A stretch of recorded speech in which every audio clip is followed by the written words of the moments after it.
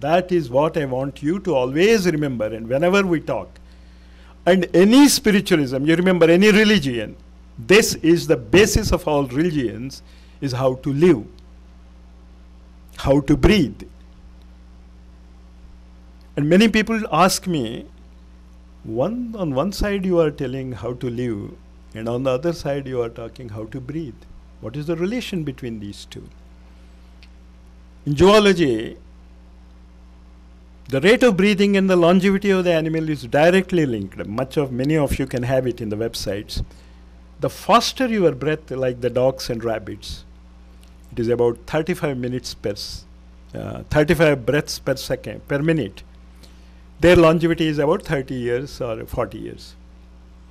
And the tortoise and elephant, they breathe about 4 breaths per minute.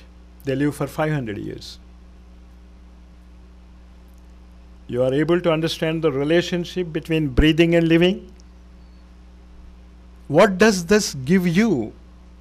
It says that if you want to live long, it is not medicines you want, it is not the vitamins and minerals and other types of foodstuffs, but it is only if you know how to breathe at a slower rate, automatically your longevity increases.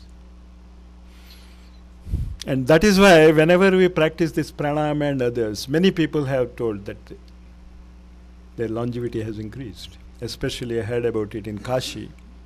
There are so many yogis, and in, you know Kashi? Varanasi, it is almost like the spiritual nucleus of India. There are a lot of people who come to die there, because if they die in Kashi, they feel that they will get liberation and this and that. And even Sri Ramakrishna Paramahamsa confirmed it, that yes, it is right. But I am not talking about that type of longevity. I am talking about the physical longevity. I have seen people who come there to die at the age of 80 or so. They have decided, yes, now we are going to die, and now they come to Kashi.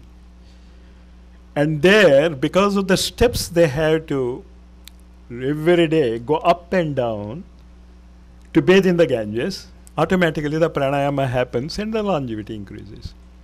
Why am so increase in taste in footsteps is creating many diseases, and if you know what to eat and how to eat, the reverse can be done. Next. Sexual orientation is increased and the vitality in the human being is completely sucked away. The most important aspect of spiritualism is it talks about vitality. Vitality means your power to live. That is vitality.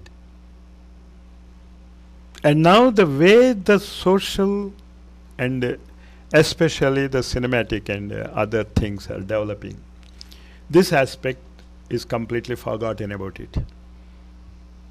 We don't know how to develop your source of vitality. I am not talking about the sex relationships. It is completely misunderstood. I am not talking about that.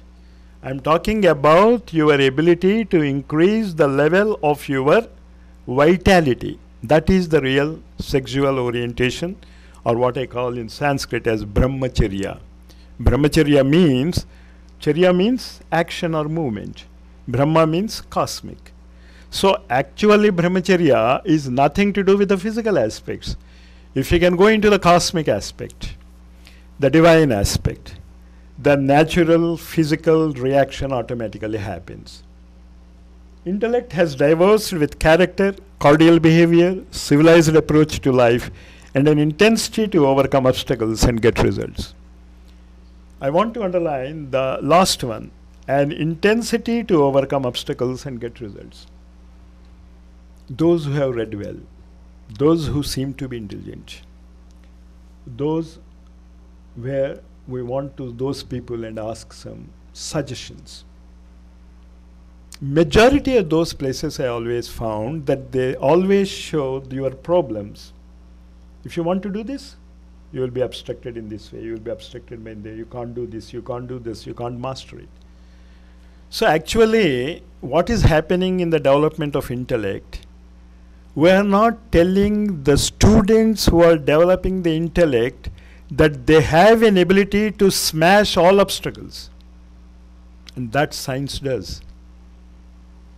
That is where science is so successful, because I always give a oft repeated experiment. Plane. Since about past 300 years, many people wanted to develop a plan, a technology, a technique by which plane can be built.